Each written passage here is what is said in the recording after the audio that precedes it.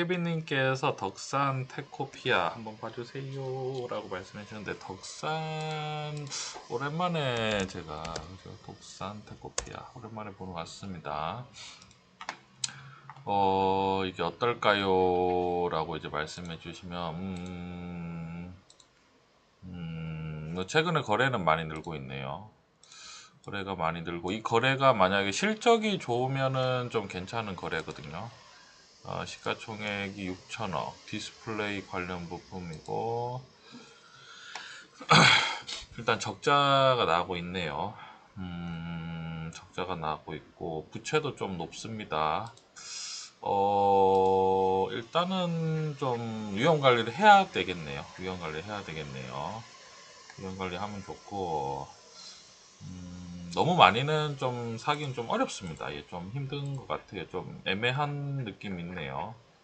이제 왜냐면은 방금 제가 실적이 좋으면은 거래가 늘었다 이렇게 하면 누군가 막 사고 싶은 거잖아요. 근데 이거 보면은 약간 이 최고점에서 거래가 확 나왔잖아요. 그러니까 뭔가 좋은, 제가 검색은 안 해봤지만 뭔가 좋은 뉴스를 내고 이렇게 확 이렇게 나갈지, 아니면은 이게 지금 좋은 뉴스를 내서 주식을 누가 산 건지가 판단이 안 돼요. 그러니까 약간 홀짝 느낌입니다. 약간 이제 반대 반. 그래서 이럴 때는 이제 위험 관리를 하면은 나쁘지 않다. 천천히 사도 예, 좋을 것 같습니다.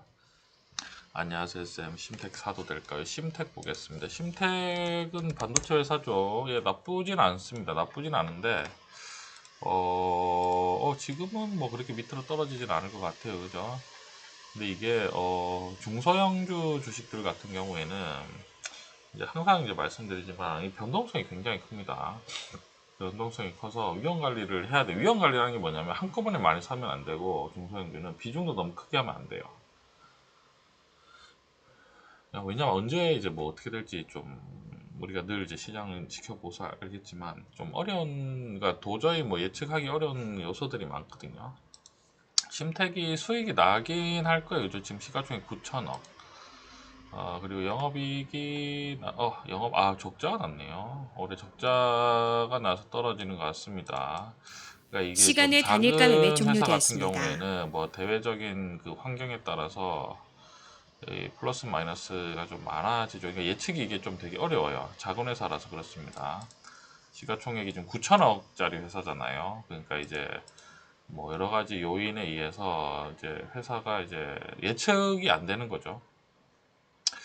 일단 아까 전에 심택은 일단 적자가 났기 때문에 좀 지켜봐도 괜찮을 것 같습니다. 지켜본다는 게 어디까지 지켜보냐면, 저점에서 거래가 좀 터질 때, 이제 거래가 좀 올라올 때 좀 움직이는 것도 괜찮고, 지금은 좀 지겨울 수도 있을 것 같아요, 당분간.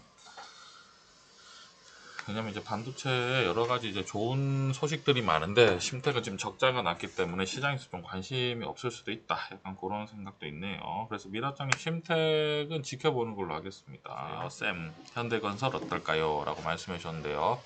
현대건설도 저번에 제가 한번 말씀을 드렸죠. 그러니까 현대건설이 좋다. 좋은데 이제 금리가 높기 때문에 못 오른다. 왜냐면 왜 좋냐면은 지금 현대건설이 이제 주식이 떨어져서 여기 보시면 시가총액이 3조 7천억 밖에 안 되거든요.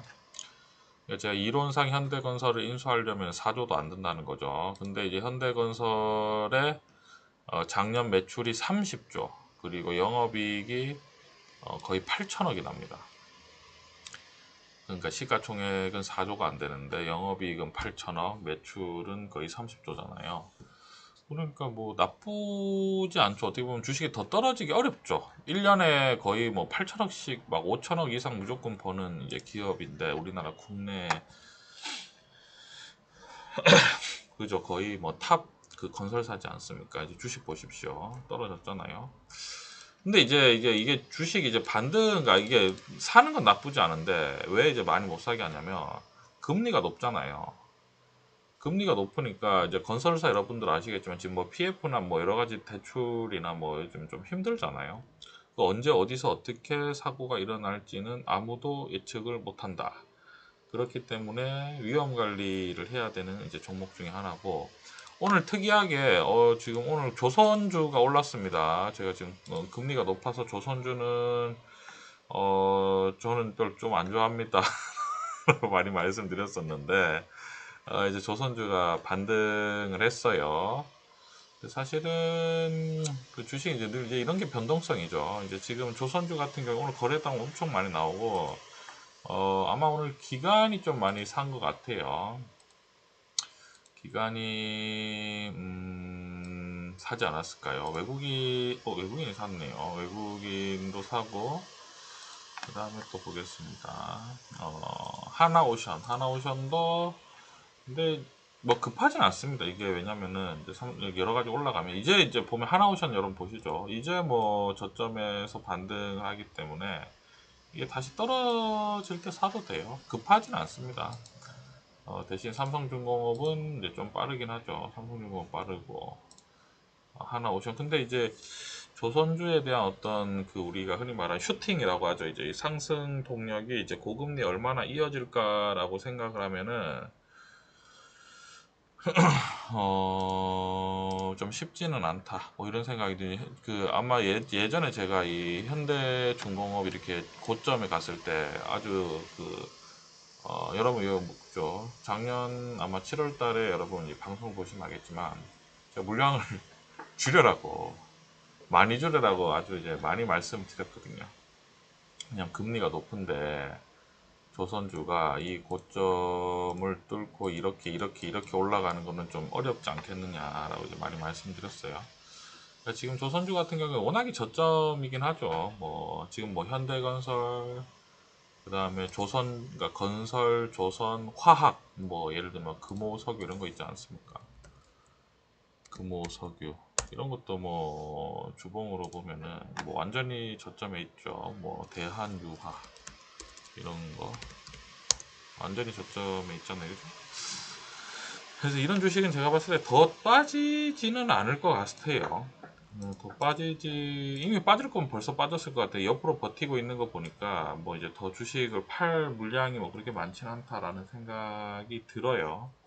그렇게 돼서 이제 깔아놓는 건 상관없어요. 조선, 건설, 화학. 근데 이제 이 주식이 우리가 투자를 할 때 그 기대 심리가 높으면은 괜히 좀 실망을 하잖아요. 그러니까 이 주식이 뭔가 좀 많이 오를 것 같다 라고 이제 많이 떨어졌으니까 이렇게 생각하는 것보다는 좀 찬찬하게 뭐 모아간다 이런 개념이면은 뭐 나쁘진 않을 것 같습니다. 그런 의미에서 이제 현대건설도 약간 뭐 그러한 느낌인 거죠. 현대건설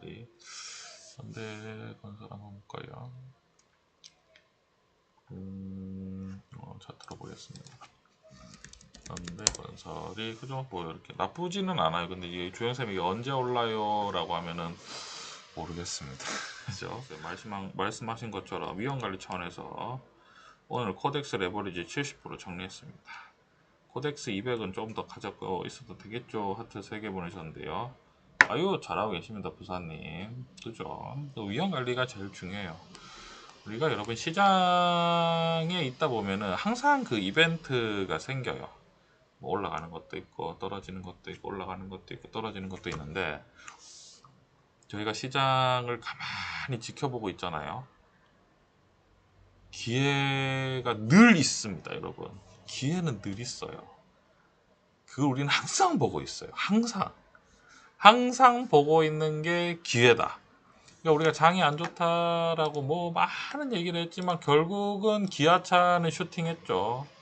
오늘도 기아차는 그죠. 우리 기아차는 여러분 아시겠지만 6만원대부터 이때부터 계속 그죠. 떨어질 때부터 여기서 사모은 주식이에요. 그러니까 매수 단가가 거의 7만원이 뭐 한 7만 비싸봐야 7만 5천원 정도 수준이거든요. 이때부터 계속 그러니까 올라가잖아요. 그죠?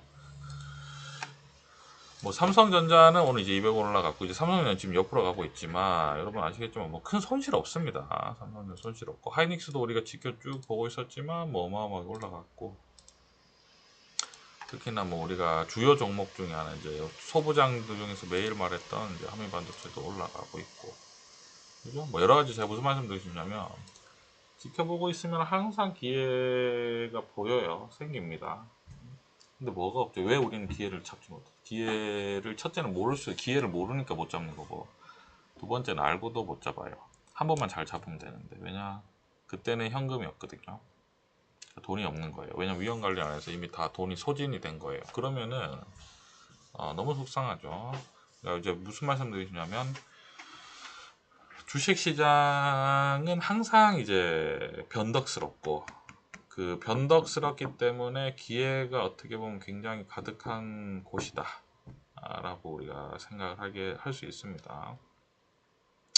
그렇기 때문에 첫째도 둘째도 셋째도 꾸준히 인내심을 가지고 위험 관리를 하다 보면은 결국은 기회를 잡는 거는 시간과의 싸움일 뿐이지 어려운 게 아니다. 근데 이제 위험 관리를 하지 않으면은 이 변동성을 이겨낼 수 있는 사람은